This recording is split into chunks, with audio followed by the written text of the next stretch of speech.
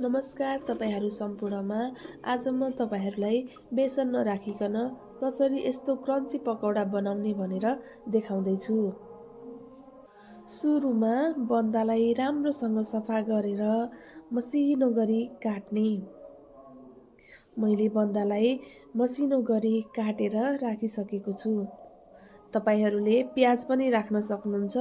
मेरो चाहिँ भोग लगाउनु पर्ने भएको कारणले गर्दाखेरि भगवानलाई प्याज चढ्दैन, त्यही भएर मैले प्याज राखेको छैन। तपाईहरूले चाहिँ प्याज राखेर अथवा प्याजको मात्रै पनि बनाएर खान सक्नुहुन्छ।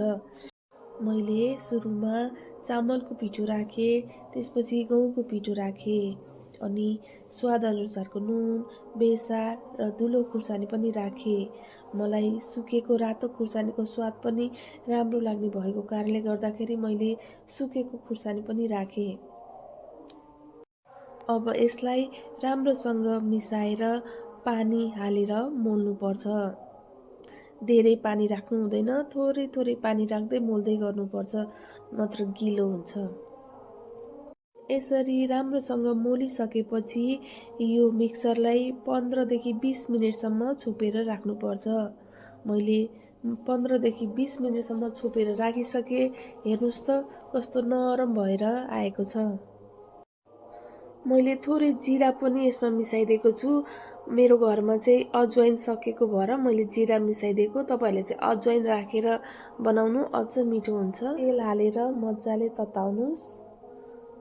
तेल तातिसक्यो। मैले चाहिँ चम्चाले राखिरहेको छु। अघि मोल्दाखेरि खुर्सानीहरू थियो नि त, हात अलि पिरो पिरो जस्तो लाग्यो, अनि मैले चम्चाले राखेको छु।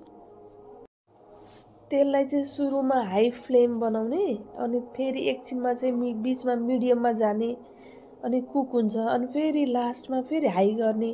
त्यो गर्दाखेरि चाहिँ पकौडा क्रन्ची हुन्छ कि, त्यही भएर हिटलाई चाहिँ ख्याल गर्नुपर्छ। सुरुमा चाहिँ एकदम तातो बनाउने, अनि बिचमा चाहिँ कुक हुनको लागि चाहिँ अलिक मिडियममा छोडिदिने, अनि कुक भइसक्छ, अनि फेरि लास्टमा चाहिँ हाई फ्लेम गरिदिने, अनि त्यसले गर्दा चाहिँ यो चाहिँ क्रन्ची हुन्छ। तपाईहरूले नै एकचोटि ट्राई गर्नुहोला। तपाईहरूले प्याज राखेर अथवा प्याजको मात्रै अथवा प्याज र बन्दा दुइटै मिसाएर बनाउन सक्नुहुन्छ। दुइटै मिसाएर बनाउँदा नि अझै मिठो हुन्छ। प्याजको मात्रै पनि एकदम मिठो हुन्छ। मलाई त प्याजको सादा प्याजको मात्रै पनि एकदम धेरै मिठो लाग्छ। मिक्स गर्नुभयो भने पनि ठिक। मैले यहाँ पकौडा बनाउँदैछु। पापाजीले भगवानको लागि भोग चढाइसक्नुभयो। अब म तपाईहरूलाई मैले बनाएको बेसनमा राखिकन बनाएको पकौडा खाएर देखाउँछु है।